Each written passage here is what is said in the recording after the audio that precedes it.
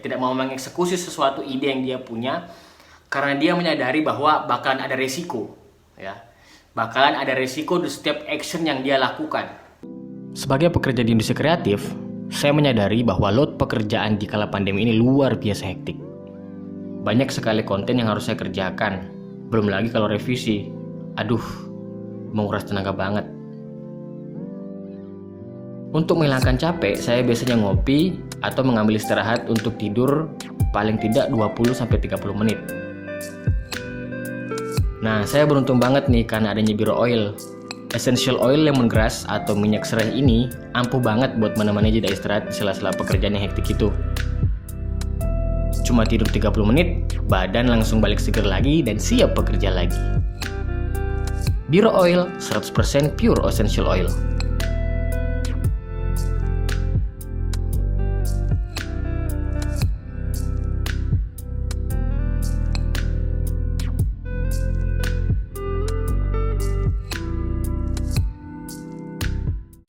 Bismillahirrahmanirrahim. Assalamualaikum warahmatullahi wabarakatuh, teman-teman. Bertemu lagi bersama saya Muhammad Yasin di channel Zero to One. Ya. Nah, kembali lagi saya akan membahas tentang pertanyaan-pertanyaan yang ada di grup Telegram. Ada satu teman, ini kebetulan dia ini wanita, cewek. Teman namanya Nisa Vera ini, ya. Nisa Vera ini dulu sudah pernah bertanya di grup Telegram mengenai dia ini sedang bekerja di sebuah pabrik dengan gaji yang lumayan besar.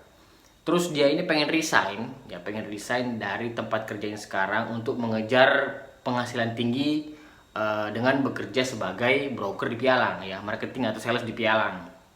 Sebenarnya itu beresiko, sudah saya kasih tahu kemarin kalau itu beresiko banget karena di pialang itu tidak ada gaji tetap, ya. Jadi di sana itu kalian sebagai freelance marketing. Jadi ya memang harus ada nasabah. Kalau kalian tidak dapat nasabah, ya nggak dapat apa-apa. Nah, terus si Mbak Nisa Vera ini bertanya lagi kepada saya di grup mengenai sekarang dia ini posisi 21 tahun.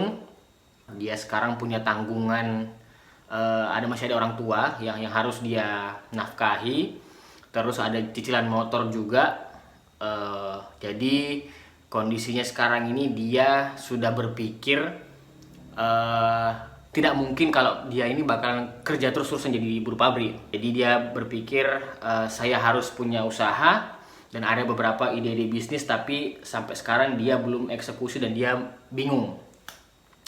Jadi pertama-tama untuk Mbak Nisa Vera, ya, yang sudah bertanya di grup Telegram itu, saya sangat salut kepada Mbak karena Mbak ini ya masih umur 21 tahun yang lumayan muda, sudah berpikir bahwa dia memikirkan tentang masa depannya. Ya, gimana masa depan saya kalau nggak mungkin kan saya harus bekerja jadi pabrik terus. Itu sangat luar biasa menurut saya karena sudah berpikir seperti itu. Karena saya dulu umur 21 tahun itu ya masih seneng-seneng aja, seneng nongkrong dan lain-lain yang tidak berfaedah gitulah. Jadi saya ada penyesalan juga. Jadi Mbak kalau sudah ada pemikiran seperti itu harusnya langsung action aja, eksekusi ide-ide bisnisnya. Karena kenapa? Kecenderungan orang itu kadang-kadang tidak mau action, tidak mau mengeksekusi sesuatu ide yang dia punya karena dia menyadari bahwa bakalan ada resiko, ya. Bakalan ada resiko di setiap action yang dia lakukan. Misal, Mbak ini pengen usaha A, misal.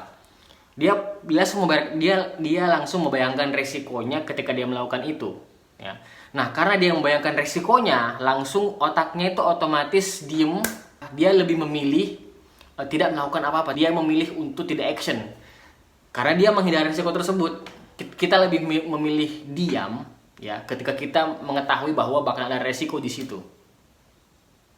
Itu memang sudah alami yang ada di diri manusia. Cuman seharusnya yang harus disadari sama Mbak Nisa Vera ini adalah ada dua pilihan sebenarnya, ya. Kalau Anda action, ya, melakukan sebuah action untuk mengeksekusi idenya tadi itu kemungkinannya ada dua. Mbak Nisa Vera ini bakalan berhasil atau gagal. Tapi kalau Mbak Nisa Vera ini diem-diem aja, kemungkinannya cuma satu. Itu bisa dipastikan itu cuma gagal aja dapetnya, ya. Kalau Mbak Nisa diem pasti gagal.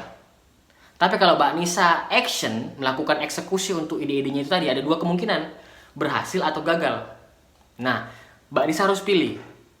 Ya, Mbak Nisa harus pilih. Mbak Nisa memilih yang mana? Diem aja, pasti gagal, atau action, tapi dapat kemungkinan berhasil. Kalau saya pribadi lebih suka ada kemungkinan berhasil. Ya, kalau diem aja pasti jalan buntu, sudah gagal pastinya. Nggak ngapa-ngapain soalnya. Jangan pernah takut gagal, karena gagal itu ada jatahnya. Ya, jatah gagalnya seseorang itu pasti ada. Dan jatah berhasilnya orang juga pasti ada.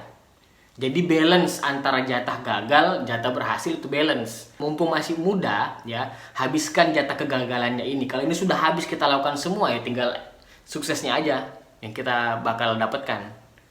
Seperti itu logikanya kalau saya. Saya dulu sejak mulai bekerja itu sejak tahun 2011 saya lulus kuliah, banyak banget saya mulai gaji 1 bulan itu cuma 750.000. Saya ingat banget 2011 itu saya bekerja. Terus saya pindah bekerja di toko Apple sebagai penjaga toko. Saya dapat gaji 1.250.000. Saya lakukan aja. Terus setelah itu saya masuk pialang, ya, dengan gaji langsung naik 30 juta sampai saya bisa dapat sebegitu besar. Dan setelah itu saya gagal lagi, saya bangkrut lagi, duit saya habis semua. 2015 awal saya kembali merintis sebuah bisnis usaha, dapat investor 50 juta, dan sekarang alhamdulillah berjalan. Sampai sekarang saya punya digital agency, saya ada channel YouTube, dan beberapa brand lain seperti saya jualan madu, ada saya juga menjalankan affiliate marketing dari Biro Oils. Linknya saya sudah taruh di bawah, kalian cek aja kalau mau jadi reseller di situ. Kalau kalian masukkan pakai link afiliasi saya itu dapatkan diskon. Nah begitu. Jadi Mbak Nisa Vera ini mumpung masih muda, tidak usah takut gagal, karena gagal itu sebuah kepastian. Ya. Gagal itu sebuah kepastian. Kalau kita mau menuju kesuksesan, ya, dari posisi A mau ke posisi D. Nah B, C ini adalah kegagalan-kegagalan kecil yang kita harus lalui. Kita nggak bisa langsung lompat jauh, langsung masuk ke D, nggak bisa. Jadi harus melewati dari A ke B, dari B ke C, dari C baru masuk ke D, kan? Suksesnya di situ. Jadi kita harus memang proses. Karena kegagalan itu adalah bagian dari proses. Ya, tidak bisa di skip, tidak bisa dilewati, dan hanya bisa dijalani dan dilewati. Itu aja. Jadi kalau punya ide, ya, punya konsep bisnis, pengen berusaha, saya sarankan eksekusi aja, lakukan. Karena ketika Anda melakukan itu lalu kemudian Anda gagal, sebenarnya kalian itu sebenarnya tidak failure banget lah. Karena kegagalan itu tempatnya kalian belajar sebenarnya.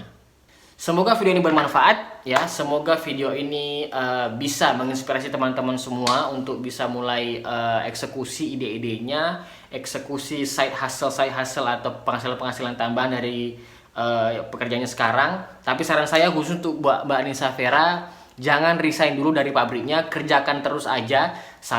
Kalau bisa sambil bekerja di pabrik, Mbak juga harus bisa mencari penghasilan lain, ya.